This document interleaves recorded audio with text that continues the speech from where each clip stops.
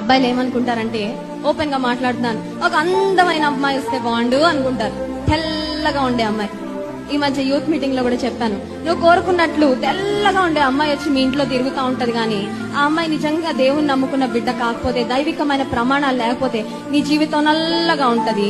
ఆ అమ్మాయి మీ ఇంట్లో తెల్లగా తిరుగుతూ ఉంటది. ఎంత అద్భుతంగా ఉంది చూసారా? మీ జీవితం తెల్లగా ఆనందకరంగా ఉండాలా, లేకపోతే నీ వైఫ్ ఒకటే ఉంటే చాలా? బయటకి బాహ్యపరంగా నీకు కనిపించే వాటిని బట్టి నువ్వు ఒక చాయిస్ చేసుకున్నావంటే, ఎస్పెషల్లీ వివాహ విషయంలో నువ్వు చాలా చాలా రిగ్రెట్ అవుతావు. ఎందుకు పెళ్లి చేసుకున్నానా బాబోయ్ అనిపిస్తుంది. సో యమనస్తులారా, మంచి లైఫ్ పార్ట్నర్ మీకు కావాలంటే మీరు ఏం చేయాలి?